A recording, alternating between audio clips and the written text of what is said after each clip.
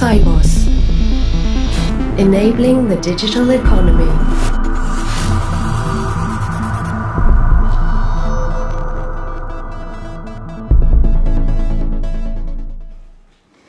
Well, good afternoon and welcome everyone to this panel on the future of work. My name is Greta Thomas.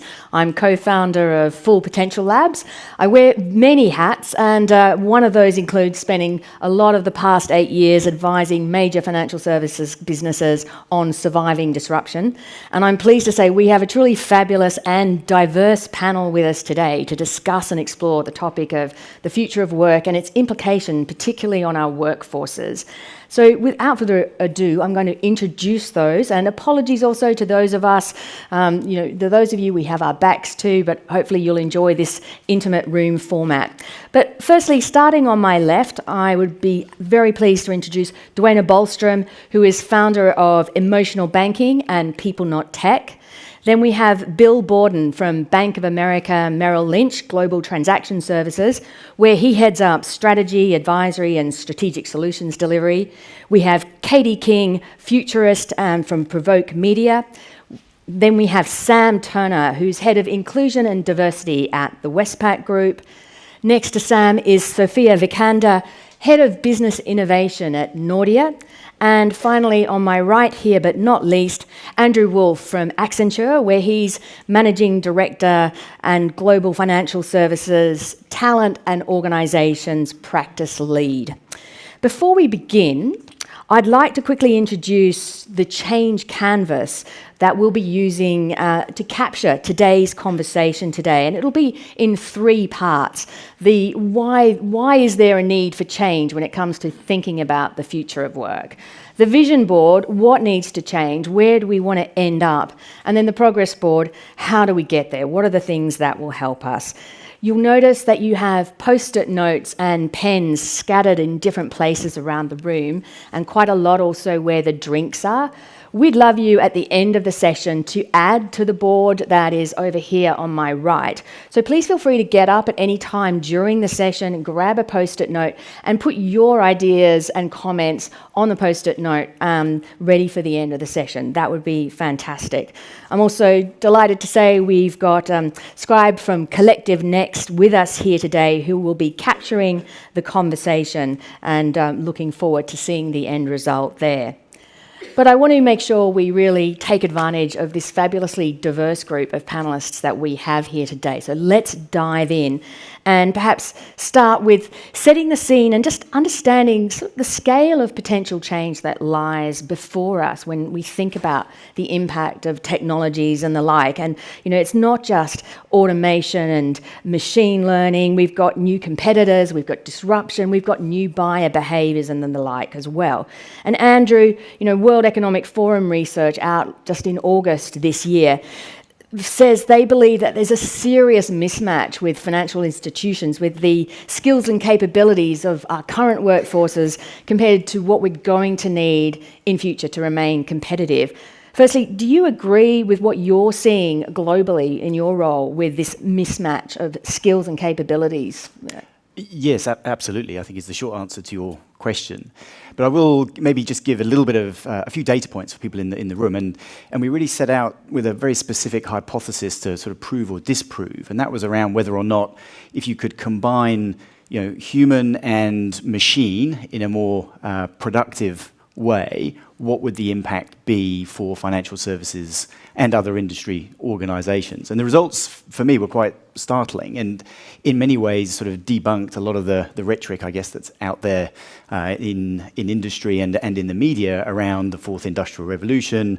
It's all doom and gloom. We're all going to lose our jobs. We're being taken over by the robots. Because really what it said fundamentally was if you can get that collaboration going, and skill development is a key part of that, then actually the revenue potential is huge, and you'd be looking at for financial services firms, around a 32% revenue uplift over the next 5 years.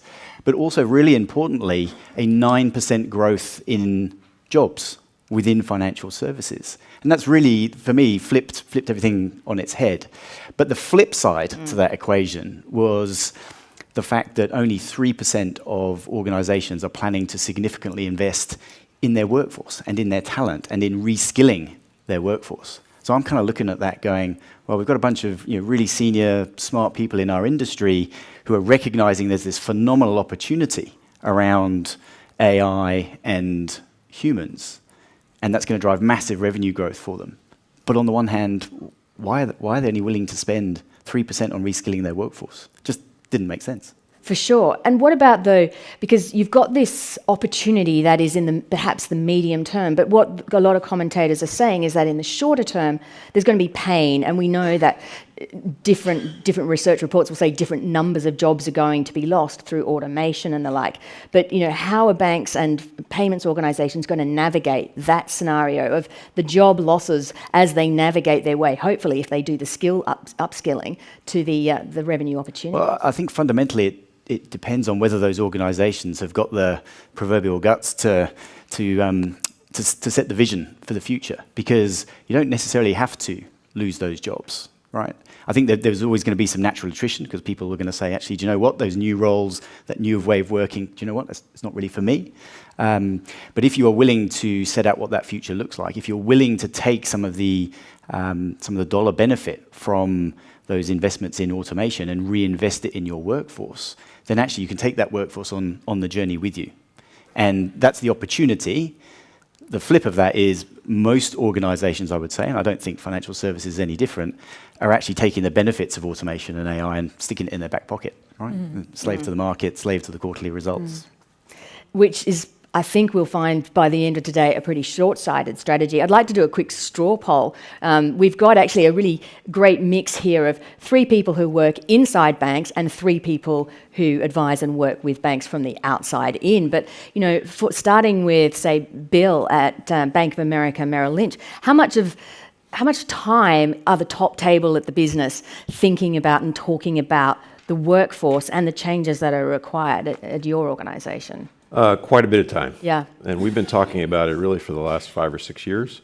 But we've been talking about it from the perspective of, we initially did talk about finding automation, using technology to create automation to take cost out of the business. But we've been looking at that, taking cost out of the business to reinvest. And reinvest in 2 ways. Yes, in the technologies to be able to keep up with the capabilities that we need to provide our clients, but 2, in the people.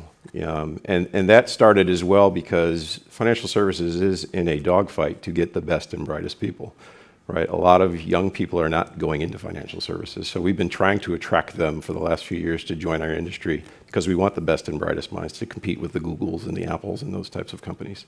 So in order to do that, you also have to be talking to them about how you're going to invest in them, right? How you're going to put them in programs to invest in their talent, to grow their talent. So we've been talking about it for quite some time around what we need to do to stay relevant in that population.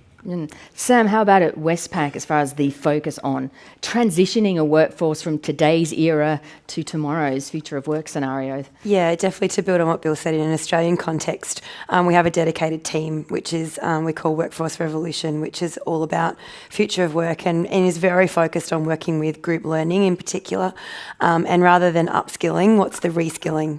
What are the change capabilities and how is it that we move our workforce of 35,000 people into a new era of work? So absolutely being talked about at the top table, but also being strategized and what are the tactical measures that we do with our learning academy, with our teaching and upskill to make that workforce much better equipped.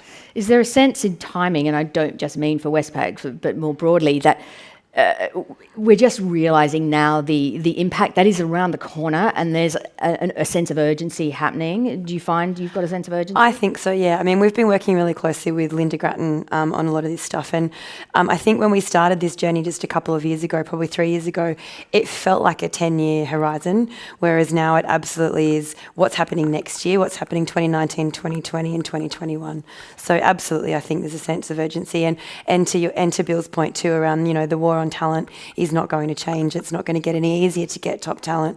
And when you even look at, the expanding technology teams in banks, how are we making sure that we're equipped for cybersecurity and some of those kind of new areas of what essentially is banking, but is also technology?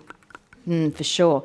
And Sophia, with your innovation hat on, presumably the sort of the skills or the lack of certain skills in the bank at the moment at Nordia is top of mind for you, and how are you thinking about what's needed to be future-proof? I think it's absolutely on top level for us as well. And when we started to replace our core banking system, we also looked at processes and transforming not only, technology, but also process and people. So that has been a journey we've been on for quite a few years.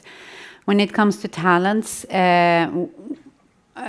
are, and I have specifically been driving, non-bankers to find those from different sources. It could be universities, but it could also be completely different fintech hubs or other hubs where we really been present for several years.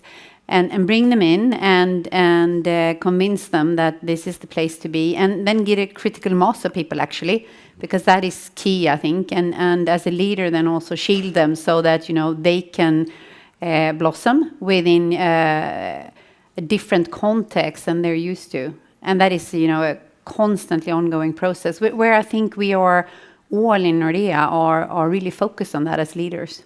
Seems really critical. And Duena, you do a lot of work with banks. What are you seeing about the way the workforce is being prepared or not for future of work scenarios?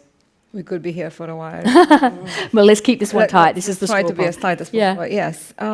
We work at people at NotTech. We work with more types of organizations than just banks. Evidently, banks are our bread and butter. I know more about banks than anything else. I find it's very different between banks and other industries, without a doubt. I think there are common problems, and then there are very bank-specific problems. A lot of the things that you guys are saying are true. They are on the agendas. They're being discussed. How deeply and how seriously and how from the heart is a very different conversation. And I think neither Andrew nor I want to go into details, of course, but we all have examples of banks that have all these things on the agendas and are essentially not doing anything about either of them in a meaningful fashion. They're more of a PR point than they are a serious exploration into people. So going back to my point, the common issues are organizational psychology as we have it today is not fit for purpose in terms of helping organizations that have to deal with both technology and customers.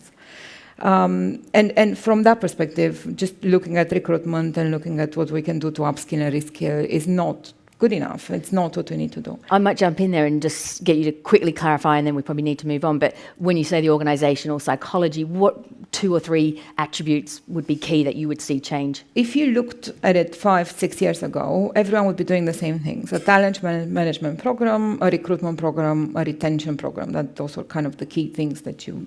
And slightly, this is still the things we're doing with minimal variations. Whereas both technology and the way we're working and the expectations of the consumer have went through the roof, and that's not good enough anymore. We have to find a way to dig and go back to deeper concepts and change people from the inside out in a very meaningful fashion to get those people that are engaged, to get them to have a purpose, and to kind of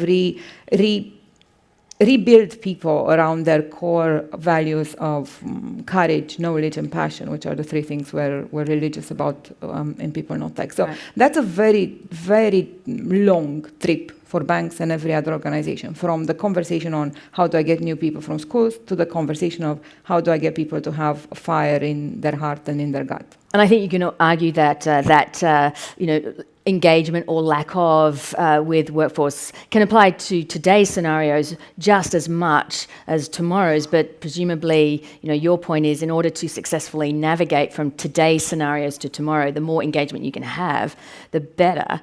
Katie, what about from your perspective in the future, if you like, as a futurist looking back to today? I mean, how would you summarize what you're seeing with financial services companies and workforces? Well, I think right now that there's a lot of technology that's making things a lot more simplified, which is wonderful, but it's about finding what are the right tools that will help your organization thrive in the best way. And I think whether it be cooperation and engagement with one another, I think that these things need to be streamlined in a way that you can make the best decisions. And automation is helping this right now. So we're going to see this more in the future as well. no doubt, the stats around automation and the number of jobs to be potentially lost or changed, particularly with augmentation as well, which sort of brings me, Bill, to sort of, what specifically are you thinking about, from that payments lens that you have, that, your workforce needs to not just remain relevant, but thrive in the future?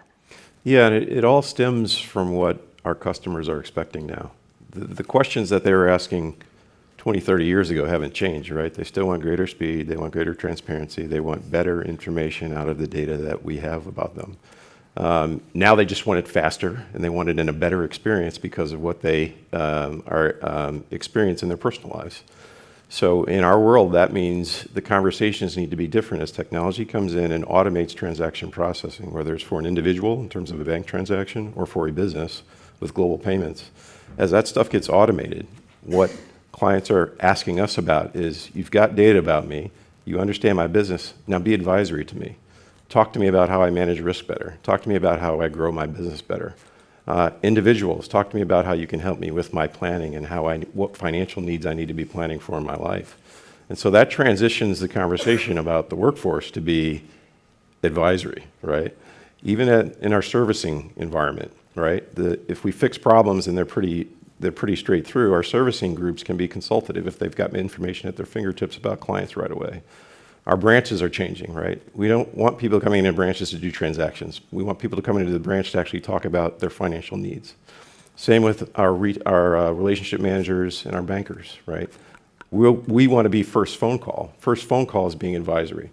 So with that mindset, you step back and you start to think about a proactive plan to say, okay, what do we need to really holistically change the skill set that we have in the organization? And we're starting to actually invest in programs to do that.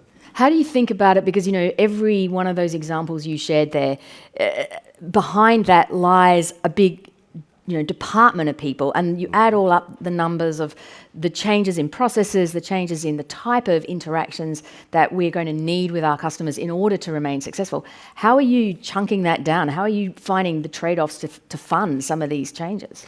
The trade-offs to fund go back to being relevant around winning business. Yeah. So again, back to my point earlier, we are taking cost out of our organization by really focusing on operational excellence to find cost savings. But where do we plow that back into tech and people? And so fundamentally, we've got to create a workforce that's motivated and understands that continuous learning is going to be the way of creating your skill sets to be future-proof. And so we've got to think structurally around what does that mean around making courseware available, providing tools to make our individuals more competitive when they're in the marketplace with their clients. And so you have to step back and think organizationally around what do you need to do fundamentally to do that. And we've started to announce some things in the marketplace. Our head of operations and technology